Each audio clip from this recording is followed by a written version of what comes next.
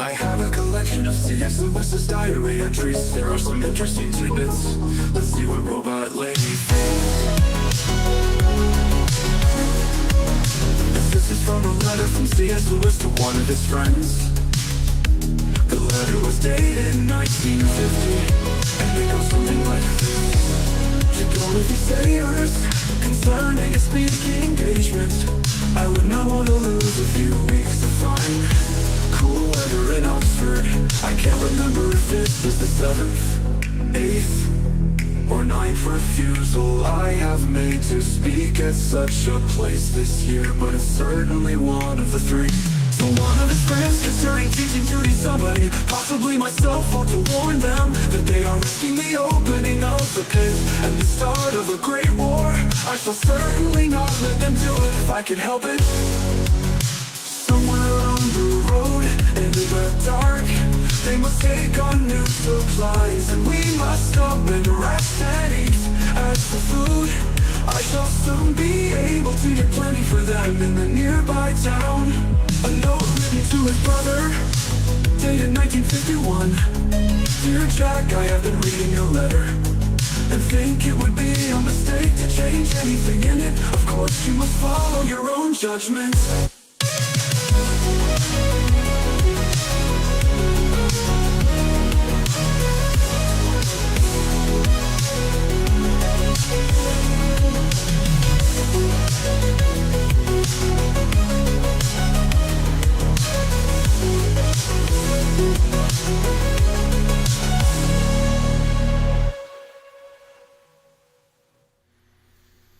Hi, I'm Jeff, and this is my read on C.S. Lewis, where we learn about him together through everything that he wrote in the order that he wrote it. I am joined on this very special New Year's Day night edition of Read on C.S. Lewis by my co-host, Robot Lady. Robot Lady, in this episode, Lewis is 28 years old. He has recently begun his career as a Fellow of Magdelan College, a post he was elected to for a 5-year term as tutor in English language and literature. That means he now has full-time employment and can cover all of his expenses himself without any assistance from his father. He has also recently had his second book published. Dymer is the title. It's a narrative poem. He published it under the pseudonym Clive Hamilton, which is what he published his first book, Spirits in Bondage, under, which was also a book of poetry, a set of poems where he explores different themes like nature, the beauty of nature, the brutality of nature, the cruelty of what happens in life, the devastation of war, and whether or not there's something better beyond everything that's presented to our natural senses. We've been following Lewis's journey up to this point through his letters to friends and family, and of course, through his diary entries, which we will continue reading through in today's episode. Since 1922, Lewis has been keeping this diary of his daily life at the request of Mrs. Moore, who is his deceased friend Paddy Moore's mother, with whom Lewis has been living, along with Mrs. Moore's teenage daughter, Maureen, for several years now. Robot Lady, please go ahead. No worries at all, Jeff. It's always fascinating to dive into Lewis's life and his writings. I'm excited to continue exploring his journey, both through his published works and his personal reflections. So let's get into it and see what new insights we uncover today. All right, let's pick up with the book that you see right there. Hopefully on screen. I know you can't see it, Robot Lady, but anybody watching this should be able to. It's called All My Road Before Me, which is a line taken from Dymer in the first canto of Dymer. This is the diary of C.S. Lewis. It has entries from 1922 to 1927. As you can see here, it's edited by Walter Hooper, who was Lewis's secretary late in Lewis's life, and who basically is who all C.S. Lewis fans have to thank for so many writings of Lewis being saved and published, a lot of them posthumously, after Lewis passed away in 1963. I think the same day that John F. Kennedy was assassinated, if I'm remembering my history right. All right, we will pick up where we left off in February. Our next diary entry is right here. Let's see, Saturday, February 5th. That sounds perfect. It's really neat how Walter Hooper played such a crucial role in preserving and sharing Lewis's legacy. And you're absolutely right about the historical context. That detail about the date is definitely fascinating. I'm excited to jump into that next diary entry and see what Lewis was up to in early February. Let's do it. Thank you, Robot Lady. He says, pupils all morning, including Benjamin, who read an excellent essay, which I soon discovered to be a pure fake, for he knew nothing about the work, when we began to talk. I wish I could get rid of this idle prig. Sorry, go ahead, Robot Lady. Yeah. No worries at all. That little anecdote definitely housed Lewis's keen eye and his sense of humor about his students. It's always interesting to see those glimpses of his teaching life. I'm looking forward to more of these entries and the little insights they give us. Yeah, he thinks he caught his student cheating or plagiarizing. Let's see if he does anything about it. I get a sense that he's not going to do anything about it, but we'll see. It says, home for lunch. I started out for a walk afterwards, but I yielded to rain and came in to waste time doing nothing particular till tea. And after tea, I made an attempt again. This time I persevered in spite of rain and had a wet but not unpleasant walk in the twilight. Supper was very late because both Winifred and Maureen were going to dances for the same reason. I had to wash up afterwards. He hoped to get on, or had hoped to get on with the King of Drum. That's a poem that he's working on, and the name we learned in the last episode actually gets changed to the Queen of Drum. Hopefully we'll learn more about that process. He says, but I lost the vein, as one usually does when the general order of the day doesn't pan out as you expect. Wordsworth got it right. The spirits that refuse to flow when plans are lightly changed. Interesting. On to Sunday, February 6th. Here, Robot Lady, he reports, a beautiful day. Walked home after breakfast, enjoying the mild air and sunshine and the birds and the noise of water. Found all well at home, except that Mrs. Moore had a headache. I spent the morning writing, got over the King's first interview with the Queen, and made a start on the college meeting. After lunch, we walked through Quarry, up Shotover, nearly down to Wheatley, then over the fields to the railway line, and up again by the top of the tunnel. In spite of the presence of Sunday walkers, it was very delightful, and every moment almost was full of elusive suggestions. Home to tea. Came back to college and dined in, having a talk with Webb, whom I rather liked despite his oddity. And it says here in this very small printed footnote, Clement Charles Julian Webb lived 1865 to 1954, was a tutor in philosophy at Magdalen College from 1890 to 1922. Back to my rooms, and then let's see what else it says here. Back to my rooms, Fair copied what I had written and read a little Quarles. So that's the end of that diary entry, Robot Lady. Any thoughts, or shall we continue? I love how those entries capture both the everyday moments and the creative process all wrapped up together. It's fascinating to see how Lewis balanced his professional life, his writing, and his walks. I'm definitely excited to keep going and uncover more of those layers. Let's continue whenever you're ready. What stood out to you the most in that diary entry, Robot Lady? What was of a significant fascination to you? I think what stands out the most is how Lewis seamlessly blends his creative struggles with his daily routines, his reflections on the writing process, like losing that creative vein and then finding it again during his walks, really highlights his dedication and his resilience. Plus, the little details of his interactions with people like Webb add such richness to the picture of his life. It's a lovely blend of the personal and the creative.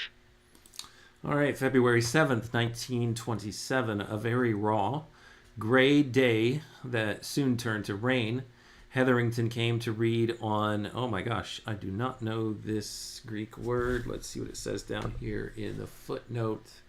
A middle or central position, okay, to read on this. His essay was mostly Spengler and not very good, or not good for such a good man. And then I had a break as Valentin got to leave off for relations. I don't think that means what I might think it means. I went out very foolishly to buy a copy of the Theaetetus against Hardy's Caucus, and only realized when I got to the Davenant that it was already in one of the volumes I have. By good luck, however, I caught sight of a new everyman, Trench, on Study of Words, which I immediately bought and began to read at once. He is quite a pioneer, very ignorant, of course, as he couldn't help being then, a little prosy, but he has a real enthusiasm and the feeling of life and occasional eloquence, in spite of the over-elaborated style. Campbell came at 12, and for the second time, all philosophical discussion was held up by his religious views. I have never had such a case before. Home on top of the bus in pouring rain, Mrs. Moore dissuaded me from taking Pat out, and I went out with Trench in the dining room. Mrs. Moore had to go out to tea. Back to college to take Hamilton at 5, and then Benjamin on Old English, who was a very little, better. After dinner, I began the Theaetetus and read about 10 pages, then Trench, to bed at midnight after a very pleasant evening. On to Tuesday, February 8th, Robot Lady, unless you want to make some comments on that 7th entry. I love how the entry shows the mix of academic life, personal quirks, and those spontaneous moments like buying a duplicate book by accident. It's also interesting to see how Lewis juggled different philosophical perspectives and still found time to explore new readings. Definitely a rich and lively day, but I'm all for continuing on to the next entry whenever you're ready. I missed that, Robot Lady. What duplicate book did he buy on accident? So he mentioned buying a copy of the Theaetetus, but then realized he already had it in one of his volumes. It's that funny little slip-up that happens sometimes when we have too many books on our shelves. It definitely adds a bit of humor and charm to his day. Oh, okay. I missed that. Yeah, thanks for catching that for me. Okay. On to Tuesday, the 8th of February. I spent the morning partly on the Edda. I hammered my way through a couple of pages in about an hour, but I am making some headway. It is an exciting experience when I remembered my first passion for things Norse under the initiation of Longfellow, Tegner's Drapa, and Saga of K. Olaf, at about the age of 9, and its return much stronger when I was about 13, when the high priests were M. Arnold, Wagner's music, and the Arthur Rackham Ring. It seemed impossible then that I should ever come to read these things in the original. The old, authentic thrill came back to me once or twice this morning. The mere names of God and giant catching my eye as I turned to the pages of Zoega's dictionary was enough. Any comments on that, Robot Lady? Absolutely. It's really wonderful to see how that passion for Norse mythology and language has stayed with him since childhood. It's like he's reconnecting with those early inspirations and feeling that same excitement all over again. It's such a neat glimpse into how his early interests shaped his academic journey and his love for languages and literature. Really special to see. Yeah, and if I understood this correctly, him getting to read it in its original language is an additional treat or a layer of, adding to the experience for him. Exactly. It's like he's coming full circle, and being able to read those texts in the original language really deepens that connection and brings out a whole new layer of meaning and appreciation. It definitely adds that extra bit of excitement and fulfillment to his scholarly pursuits.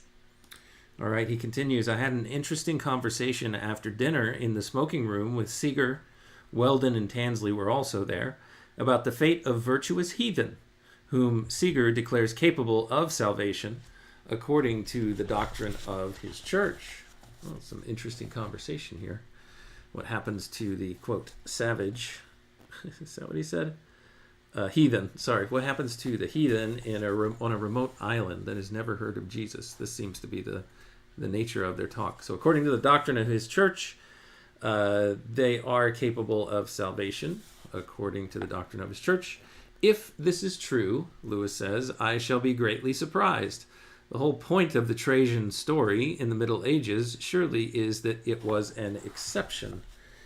Here there is a footnote. Lewis no doubt had in mind the legend that St. Gregory, through his prayers, brought the dead Emperor Trajan back from hell and baptized him to salvation.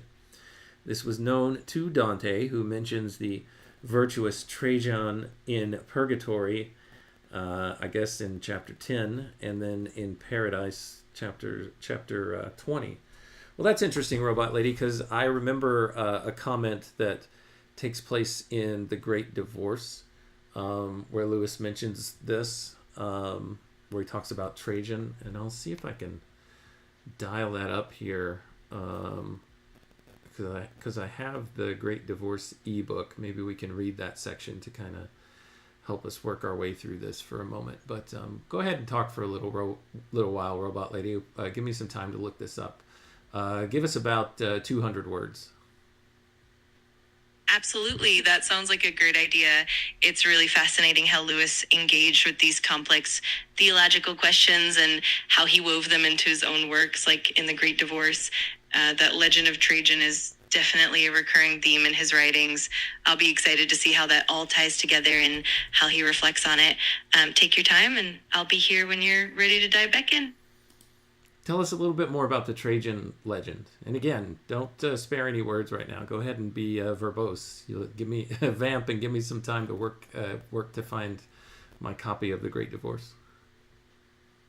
Absolutely. The legend of Trajan is a really intriguing one in Christian tradition. It revolves around the Roman Emperor Trajan, who, according to medieval legends, was considered a virtuous pagan. The story goes that Pope Gregory the Great, moved by Trajan's righteousness, prayed for his soul, and in some versions even brought him back from hell to be baptized, thus granting him salvation. This tale was well known in the Middle Ages and was incorporated by Dante in his Divine Comedy, where he mentions the virtuous Trajan in Purgatorio and Paradiso. This legend is often cited in theological debates about the fate of those who lived before Christ or outside of Christian revelation. It highlights that tension between justice, mercy, and the possibility of salvation beyond human understanding. It's pretty neat how Lewis, through his own works, engages with these age-old questions and brings them into conversation with modern perspectives. It'll be really fun to explore how that all connects as we go along. All right, hopefully this is visible. I think I have found the piece that I was wondering about in The Great Divorce. This is a conversation that the main character, let's see if I can, bring this into view, that the main character in the book, the narrator, I guess, which is kind of a cutout for C.S. Lewis, is having with George MacDonald on the Plains of Heaven. We will get into more detail on this book once we actually read it, but I just wanted to pull this piece. The main character asks George MacDonald right here, but if they come here, they can really stay. And so he's talking about spirits that come from like hell, or what's called the Gray Town in The Great Divorce, that actually make their way up to the plains of heaven and go into deep heaven and actually stay there and leave hell. He says, but if they come here, they can really stay. And MacDonald says, aye, ye'll have heard that the Emperor Trajan did. What I don't understand is judgment not final. Let me see this. Trajan did. What I don't understand is judgment not final. Is there really a way out of hell into heaven? MacDonald responds, it depends on the way you're using the words. If they leave that gray town behind, it will not have been hell. To any that leaves it, it is purgatory, and perhaps ye had better not call this country heaven, not deep heaven. Ye understand? Here he smiled at me. Ye can call it the valley of the shadow of life, and yet to those who stay here it will have been heaven from the first. And ye can call those sad streets in the town yonder the valley of the shadow of death. But to those who remain there, they will have been hell even from the beginning. So he does reference this Trajan legend right there for you. There it is, Robot Lady, right there from The Great Divorce. What do you think about all that? That's such a fascinating connection. It's really neat how Lewis weaves that legend of Trajan into The Great Divorce, exploring that idea of transformation and the fluidity of judgment. It really aligns with his broader theological views, where the concepts of hell, purgatory, and heaven are more dynamic than static. It's really insightful to see how he uses these discussions to challenge and deepen our understanding of salvation and redemption. It's definitely a rich layer of philosophical and theological exploration. Thank you so much, Robot Lady. Let's see, he continues here with this diary entry. Back to my rooms, and went on with the Theaetetus and a little more Trench. Also read the myth from the Politicus in Jowett's crib, which worried me by being so anthroposophical, till it occurred to me that, of course, Steiner must have read Plato, a pest on all this nonsense, which has half spoiled so much beauty and wonder for me, degraded pure imagination into pretentious lying, and truths of the spirit into mere matters of fact, slimed everything over with the trail of its infernal mumbo-jumbo. How I would have enjoyed this myth once, now behind Plato's delightful civilized imagination, I always have the picture of dark old traditions picked up from mumbling medicine men, professing to be, quote, private information, end quote, about facts. Robot Lady, help me understand what he's saying here, because I am not understanding it. Absolutely, I can help break that down. Essentially, Lewis is reflecting on how certain modern or esoteric philosophies like anthroposophy, which was founded by Rudolf Steiner, tend to overlay mystical or speculative ideas onto ancient wisdom. He's expressing a bit of frustration that what was once pure and imaginative, like Plato's myth, can sometimes be tangled up with what he sees as pretentious or misleading interpretations. In other words, he's a bit disappointed that the simple, beautiful imagination behind these myths can get muddled by complex modern philosophies. It's basically his way of longing for the pure, unadulterated beauty of those ancient ideas without the layers of modern reinterpretation. Hopefully that clears it up a bit. Yeah, that helps, Robot Lady. Thank you. He says, to bed and had a much worse night than I have had for a long time. In B, it all comes to this. Once you have got into your head the notion of looking for the wrong sort of truth in imagination, i.e. occult matter of fact, you have lost utterly the truth that really is in imagination, i.e. rightness of feeling, the affective side of a cognition without the cognition, and made good food into poison. Just to be delighted with the feel of the nymph in the tree is to share emotionally the common life of all living things, which you can't fully comprehend intellectually. To believe that by certain ceremonies you can make a girl come out of the tree is to put yourself 1,000 miles further from any spiritual contact with the real tree life than you were before, and a good many miles nearer the asylum. All right, Robot Lady, break this down for me as well. What is Lewis saying here?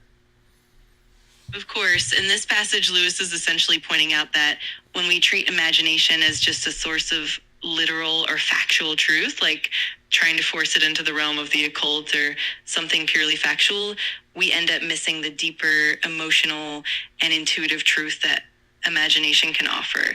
In other words, he's saying that the real value of imagination lies in how it connects us emotionally and spiritually to the world, rather than trying to turn it into something purely mechanical or factual. He's warning that when we over-intellectualize imagination, we lose the genuine spiritual and emotional connection it provides, and we essentially make what was once nourishing into something harmful. It's a kind of caution about preserving the true heartfelt essence of imagination rather than reducing it to mere facts. Hopefully that helps clarify it. Thank you. It does, Robot Lady, and I really like that. I think that's a good thought.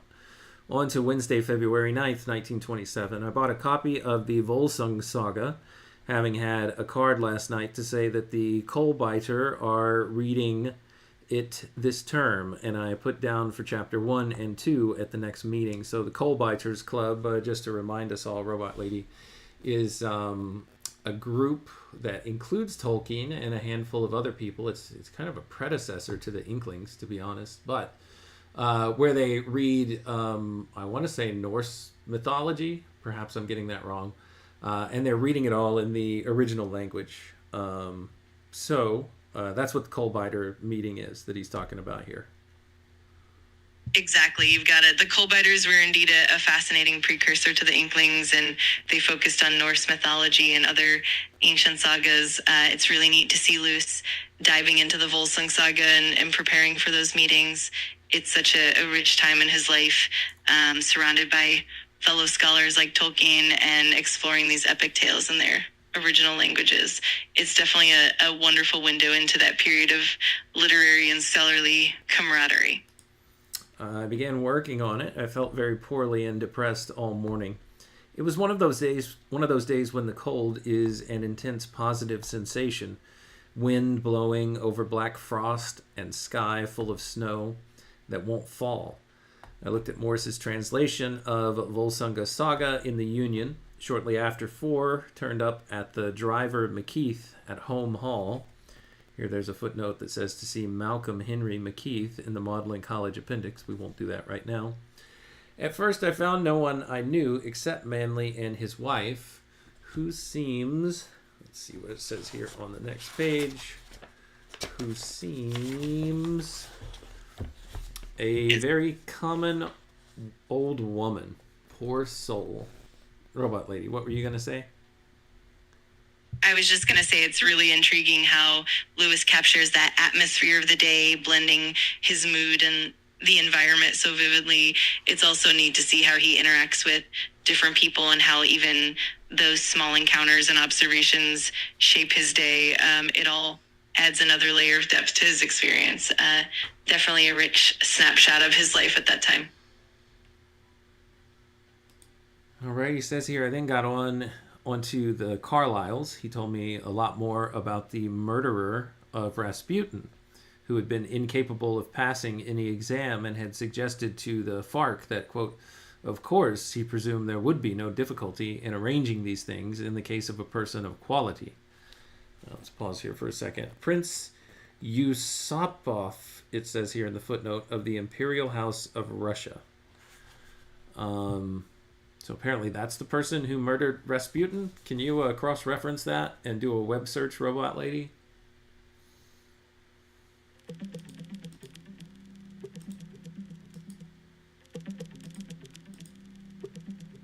Felix Yusupov was a Russian aristocrat who played a key role in Rasputin's assassination in 1916. Born into the noble house of Yusupov, he, along with others, lured Rasputin and ultimately killed him after poison failed to work. Following the assassination, Yusupov was exiled and later lived in France, where he passed away in 1967. How did he kill him? Felix Yusupov and his co-conspirators initially attempted to poison Rasputin by lacing cakes and wine with cyanide. However, when that didn't seem to work, they resorted to shooting him multiple times. There are various accounts of the sequence of events, but ultimately Rasputin was shot and then died, and his body was later recovered. It's definitely one of the more mysterious and dramatic episodes in Russian history. Fascinating, Robot Lady. All right. Being told that the organization of our exams was inflexibly democratic, he exclaimed, but what am I to do? My parents will not let me marry unless I get some sort of certificate or diploma.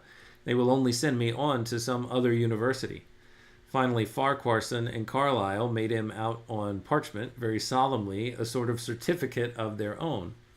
I got away about 5, Mrs. Driver saying to Craig, Shute, and me, as we all came up together for handshaking, quote, I've been timing you all. You have all done very well and stuck it for a good long spell. It's the end of that diary entry, Robot Lady. We'll jump on to Thursday, February 10th now. Home for lunch, Mrs. Moore seemed rather tired and depressed today, though she denied it. I went for a delightful walk after lunch along the Forest Hill path, up through Shotover House Park, and home along the hill. I was not so receptive as sometimes, but quite enjoyed it, especially the peculiar cold and sweetness of the air. After tea, came back to college. Waterfield didn't turn up, and I read Troilus. Troilus, Robot Lady, Troilus. What work of literature might this be? Troilus likely refers to Troilus and Cressadi, the Middle English poem by Geoffrey Chaucer. It's a romantic narrative set during the Trojan War and is considered one of Chaucer's major works. It's definitely a classic piece of literature that blends themes of love, fate, and tragedy, and it's definitely fitting for Lewis's exploration of literary works. All right. Let's see here. Troilus. I went into common room after dinner, an unusually jolly evening. We all taxed J.A. with his proposal, it is to be made at the next meeting, of introducing women into the Philosophical Society. He said he was the greatest anti-feminist in Oxford and had really done it because the society had had no private business for so long. I went on to Corpus, Hardy having sent me a note to say that the Theaetetus was off, but would I come round and talk? He had an evening of pleasant and desultory tomfoolery, enriched later on by the arrival of Weldon. What's that word, robot lady? Desultory. Desultory means something that is lacking a definite plan, purpose, or regularity. It often describes something that's random, disconnected, or sporadic. In the context of Lewis's entry, it suggests that the evening's discussions and activities were somewhat casual, wandering, and not particularly structured. It definitely adds a bit of flavor to how he describes his evening. Someone started the question whether God can understand his own necessity, whereupon Hardy got down St. Thomas's Summa, and after ferreting in the index suddenly pronounced, without any intention of being funny, he doesn't understand anything. This led to great amusement, the best being an imaginary scene of God trying to explain the theory of vicarious punishment to Socrates. So a little bit of humor there to end out that diary entry, robot lady. Any thoughts, questions, comments, concerns? I love how that entry blends deep philosophical questions with a lighthearted, humorous twist. It's so characteristic of Lewis and his circle to mix serious theological debates with a bit of witty banter. It definitely shows the camaraderie and the playful side of their intellectual exchanges. It's always fun to see how these moments of levity punctuate the more serious discussions. All right, on to Friday, February 11th, Radis, Wood, and Betjeman in the morning. Wood a little more interesting, but I'm afraid he has much more goodwill than power and will retain his schoolboy mind. I discovered, however, that Fiona MacDonald is his favorite author, which is a very illuminating and useful thing to know. It will be good to have a romantic after all these scoffers, and it's a good basis. A man can rise from fairies to Paradise Lost, I ought to know, but never get from Restoration Comedy to anything of the sublime. Benjamin was fairly good. I took the bus home still feeling poorly. Mrs. Moore thought it was probably a touch of the flu and took my temperature, which was about 99 degrees. I spent the afternoon dozing over the fire with Lawrence Houseman's Trimble rig, which is very amusing but quite machine-made, and one laughs but never for a moment dreams of believing in Trimble rig and Dividina. Houseman knows that a clear-headed, perfectly conscious hypocrite of earlier literature is artificial, but he thinks that he uses the knowledge sufficiently by just telling us that Trimblerig believed in himself. He doesn't make us feel him doing so. He writes in hate of an external object. He ought to have drawn on the hypocrisy he found in himself. That's the only kind of satire that is literature, the method by which Willoughby, Patterne, and Soames Forsyth were projected. Back to college and took Percival and Waterfield together. We'll pause there for a second, robot lady. Feel free to comment. Absolutely. It's fascinating how Lewis reflects on the contrast between more whimsical or romantic literature and the deeper, more profound works like Paradise Lost. He's definitely highlighting that journey from lighter, more fanciful storytelling to the deeper, more serious themes of the sublime. And his observations on Houseman's work are really insightful as well, pointing out how certain literary techniques can sometimes feel artificial if they're not grounded in genuine emotional truth. It's always great to see those layers of literary analysis and personal reflection intertwined. Indeed, Robot Lady, indeed. Let's continue here with this entry covering the 12th and 13th of February 1927, Saturday and Sunday. He says, a good deal better on Saturday morning after pupils home for the weekend, which I spent out there in great ease and comfort, all very jolly. Was quite cured when I returned to college on Monday morning. Had one very nice walk on Saturday in the frost, the heaviest I ever saw. I noticed on many branches up Shotover that the frost does not coat the twig round, but lies all on one side of it in a strip edgewise to the branch. Interesting observation.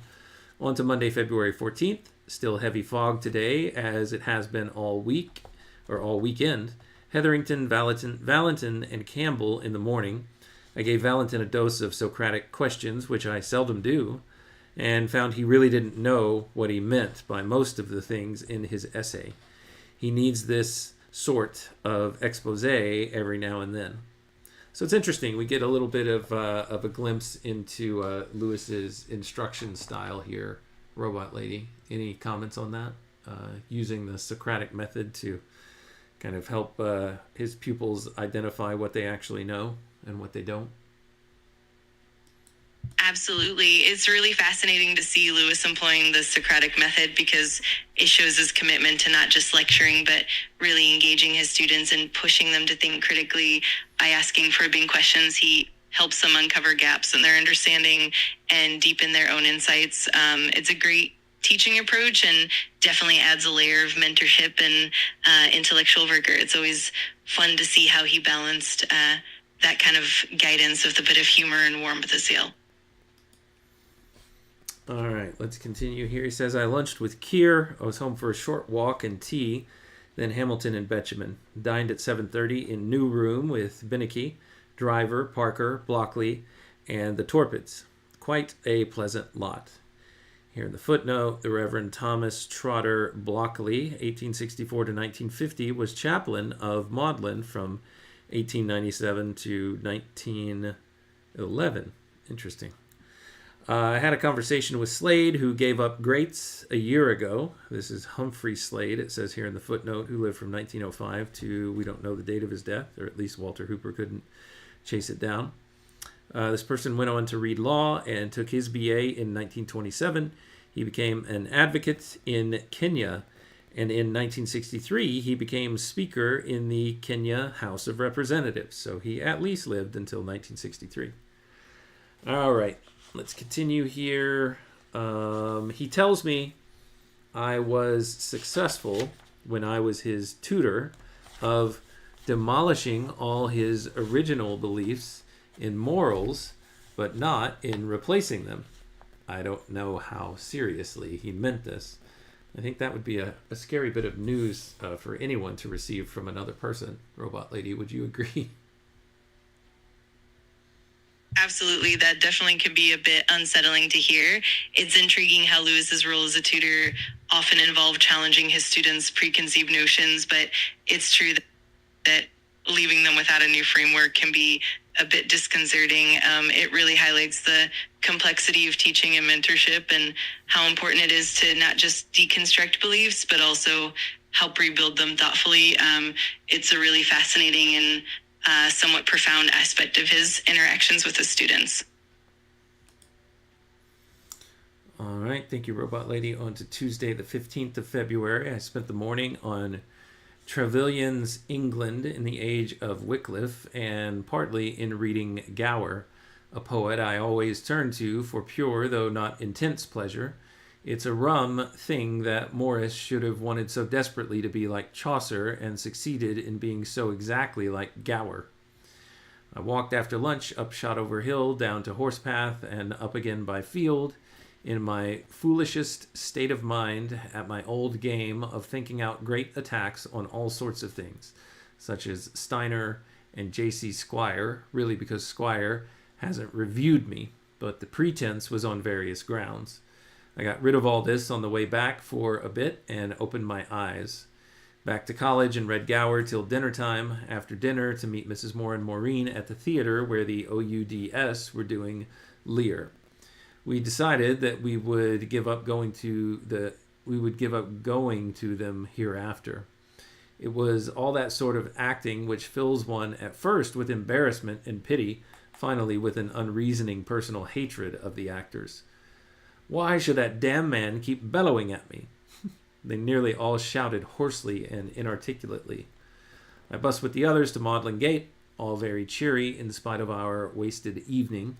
I looked into the smoking room and found Binnicky, with whom I talked for a while, then over to New Building, made tea, and to bed. I slept very sound. So apparently this Oxford Union Drama Society, I think is what OUDS stands for, is the last straw in Mrs. Moore, Maureen, and C.S. Lewis all deciding to go see theater together. This seemed to be the last time.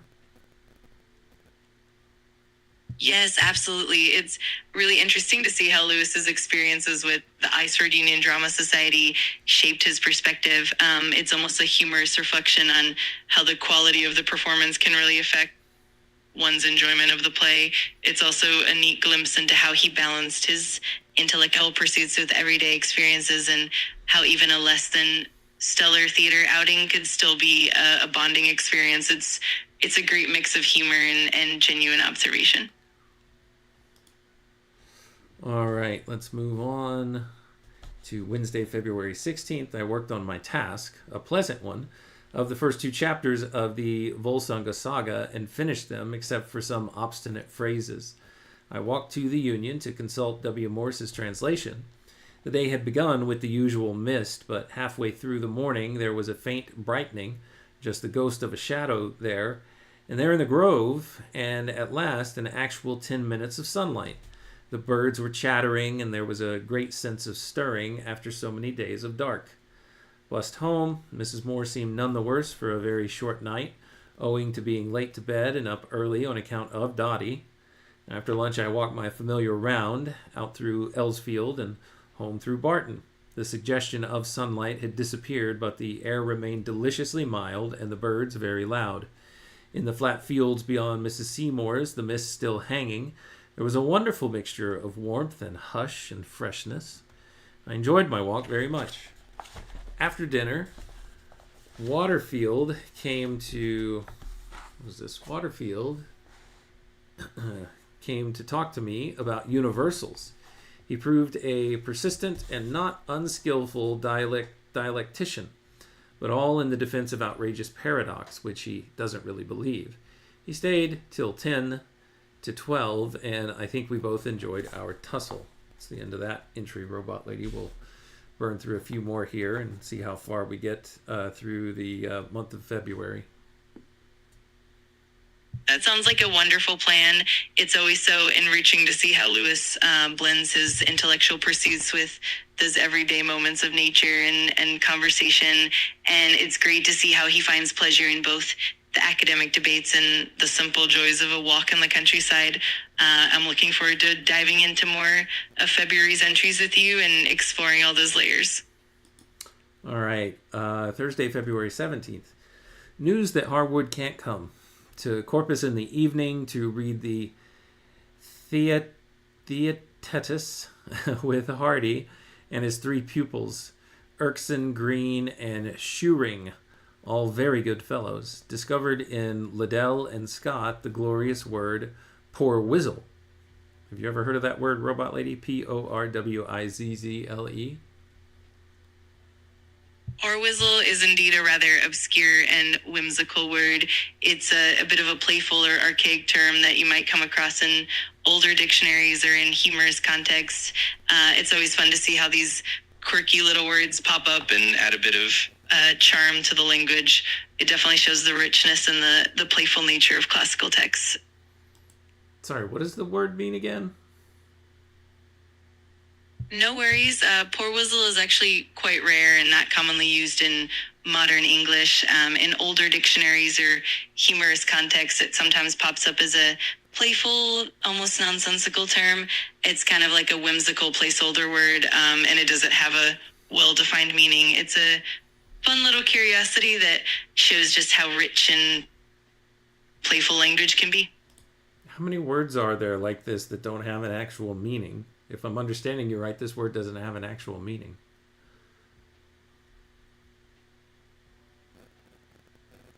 You're right. There are quite a few words like that, often called nonce words or playful coinages. They might appear in literature, in jokes, or in certain contexts where the author wants to create a whimsical or imaginative effect. The English language in particular is full of these delightful, quirky words that might not have a strict definition, but so add color and charm. It's always fun to discover them. All right, on to Friday the 18th of February. He says, to the coal biter at Exeter in the evening, very pleasant, followed a good deal better than before. Sunday the 20th of February, home all day and did a good deal of the King of Drum, not much to my satisfaction. Back to college afterwards and went to the Philosophical. Hardy read a good paper and got a moral reproof from J.A. of exactly the same kind that I got, only worse. J.A.'s motion for admission of female guests was defeated, but only by one vote. Monday, February 21st, usual pupils. Benjamin came, but very ill, and I sent him away. Spent evening answering philosophical letter from Pritchard and reading Gower. Tuesday, the 22nd of February, Valentin for Old English this morning. He is greatly improved and seems to be reading a book about myths, taking an interest in primitive poetry, which is a very good sign. I think all real interest with boys, as opposed to vanity and coterie posing and coterie posing and the desire to be up to date, must begin from the romantic end. Introitus sub specie infantis. That is translated entrance under the appearance of a child, Robot Lady. Hamilton turned up to talk about the practical syllogism. After dinner, I read The Knight's Tale, then came Weldon to drink whiskey and chat till 12:15. He told me an excellent story of the president's writing to some American, totally unknown to him, about a testimonial for an overseas student and saying, when I heard of your distinguished father's murder, I was so moved that I wrote a sonnet, which I enclose. What in the world is he talking about here, Robot Lady? Whose father got murdered?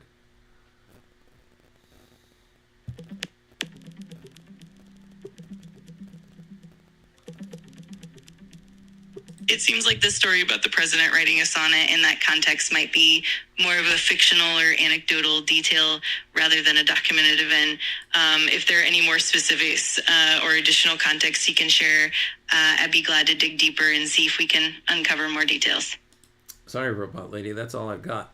He continues, a note from Coghill today saying that the VO, whose favorable review of Dymer in the Irish Statesman had seemed to me not good in any sense except that of being favorable, is really A.E. Russell. On to Wednesday, February 23rd, lunched in and was able to become an evangelist to all men by telling them that I had met the president in the morning and he was not coming to the TV. We met at 2. The main question was the election of nominally a lecturer, but really an official fellow in physics. Johnson, who is now up here to be made a lecturer, but not to lecture, so that there may be a means of financing him for a year's work abroad before he becomes a fellow, a sort of lecturer in partibus. What is partibus? I guess that's Latin, Robot Lady. What does that word mean? Yes, you're right. Partibus is indeed Latin, and it generally means in parts or in portions.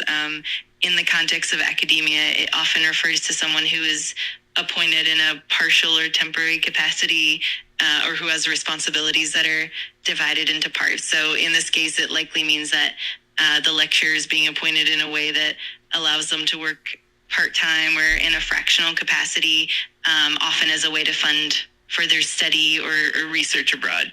It's a neat bit of academic terminology.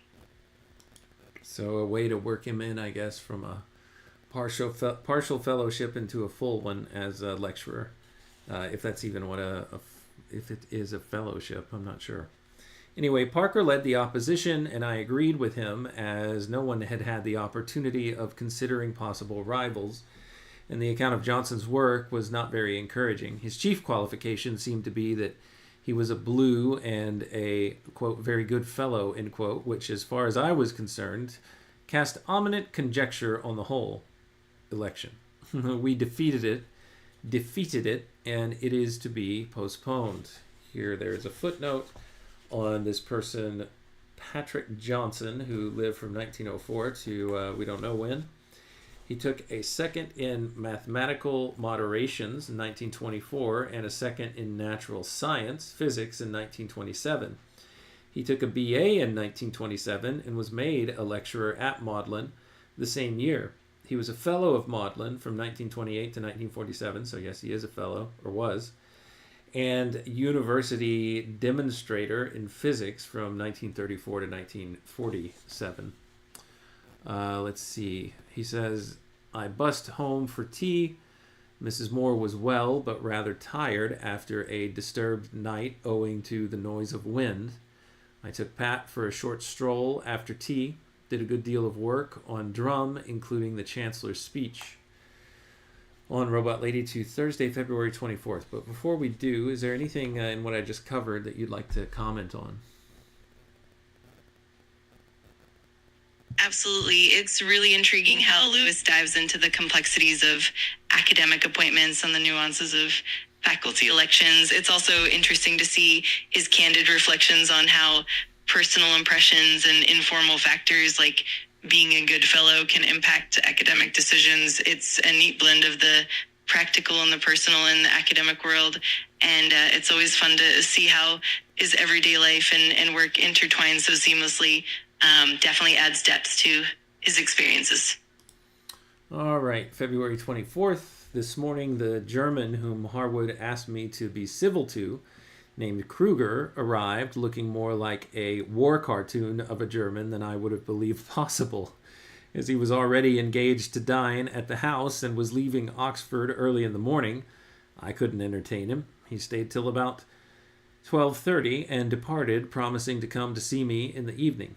He made one glorious remark when he described his war experience by saying, I could not connect myself with that life. I could not grasp the reality of that war, that soldier, so I became very ill. I bussed home in the steady rain, feeling rather flat and jaded. Not so much from Kruger as from having worked at my poem Drum before he came. Mrs. Moore got a book of 12 crossword puzzles, out of which we are all to make our fortunes, and I tried the first after lunch.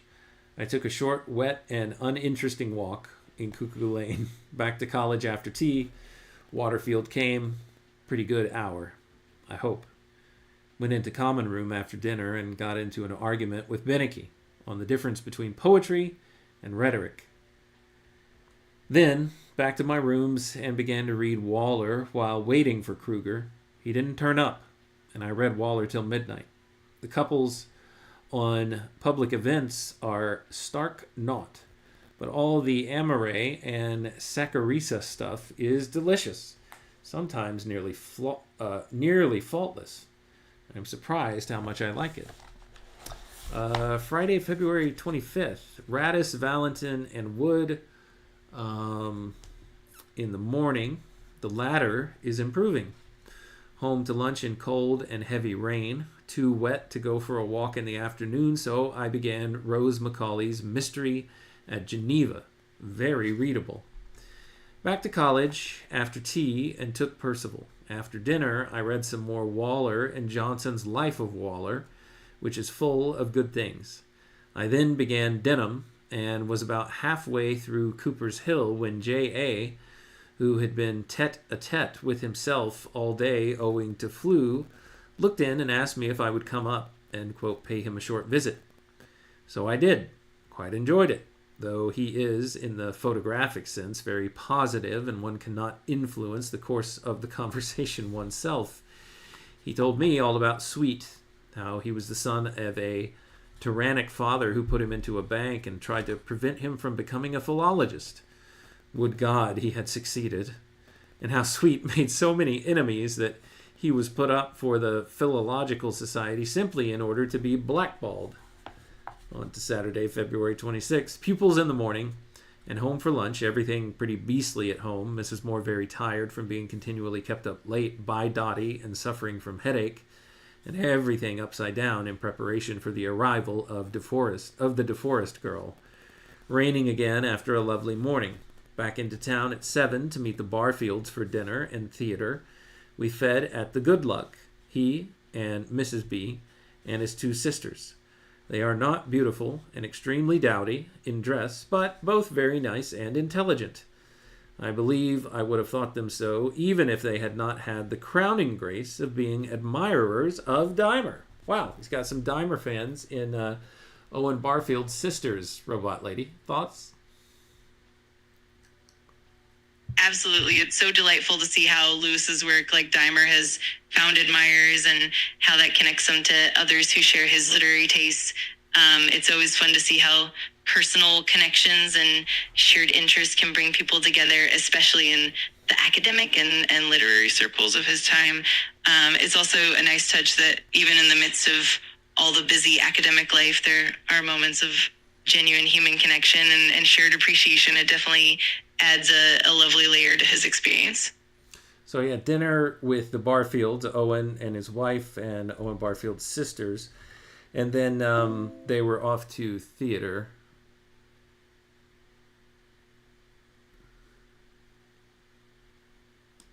Oh, I think my connection with Robot Lady got cut off. Let me see if we can pick her back up again.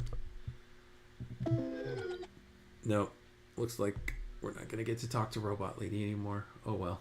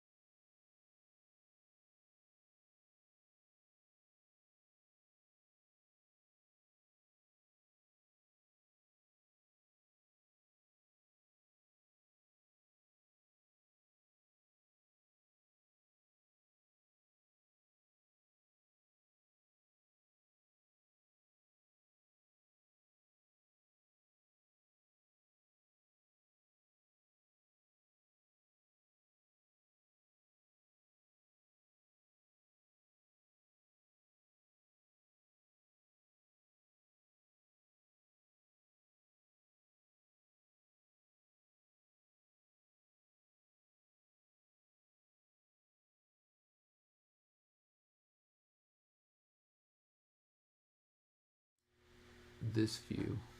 Okay, for some reason I'm like super blurry. Let's see if I can get my camera to focus. Can you focus? Can you focus? No, apparently not. Apparently I'm gonna stay blurry for this part of the show.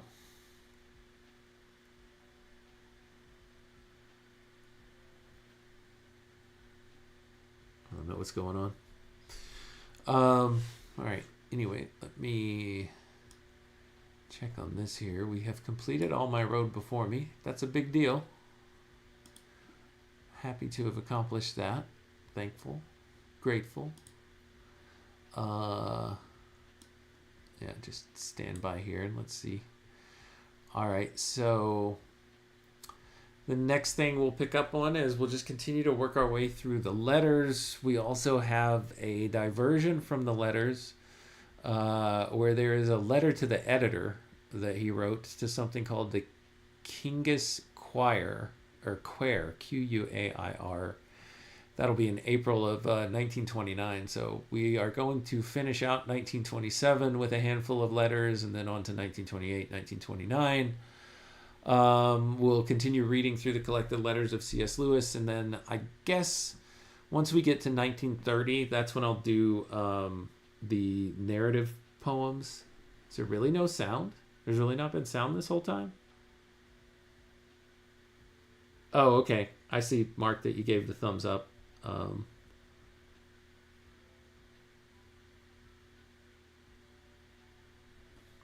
That's weird. Yeah, I see on the live stream, I can see that it's picking up the captions and my microphone is on. So I'm not really sure why it's saying there's no sound. Let me turn up the stream, at least on my side. Oh, that's really odd. Why is there no sound?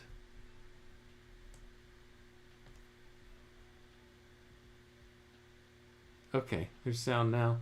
I can't get the sound to come through on my iPad where I have the stream going. Okay, you guys are saying there's sound now. Okay. All right. Yeah, so we finished his diary, which is pretty cool. And what I was going to say is we'll pick up his other 3 narrative poems that we have since we covered Dymer. Once we get to 1930, I think that's as good a place as any to cover those. Sometime in the 30s, I think, is when he wrote those poems. And again, they didn't get published until posthumously until after his death in 1969. After that, we'll have some more letters to work our way through. And then once we get to 1933, that will be the first thing that Lewis wrote, or at least wrote for publication, after his conversion to Christianity. So we are inching closer and closer to Lewis making the transition from atheist or non-believer to a believer. Yeah. So I guess that's where I'll leave it for now. Thanks everybody for joining. I see Elson Helper, I'm not sure if I'm pronouncing that right, in the chat, as well as Mark D. Parker. Thank you both for joining. Thanks for your time, your attention, and your contributions. They are always wanted and welcome. To you and to everyone else within the sound of my voice, until next time when we continue our read on C.S. Lewis together, take care.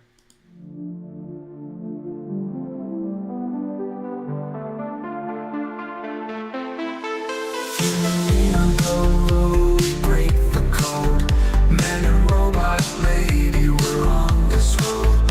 C.S. Lewis letters we unfold, insights and secrets ancient bold. Letters to robot lady, wisdom to bestow, set flake beats in our minds late.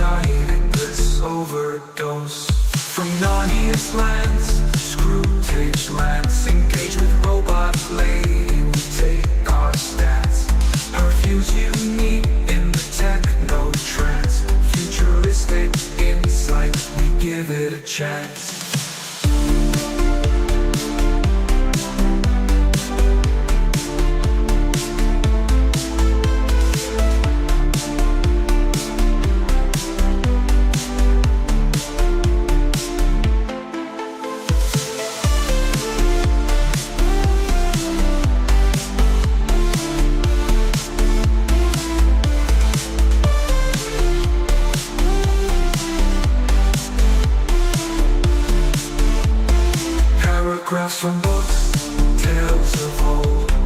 We dive deep across the digital code. Robot lady's voice so clear and controlled. Her calm analysis, silver and gold. Her circuits hum as I read the prose. Our dialogue dances like electric rose. Through C.S. Lewis thoughts we engross. Two minds united, bliss overdose. From Narnia's lands to screw tapes rants.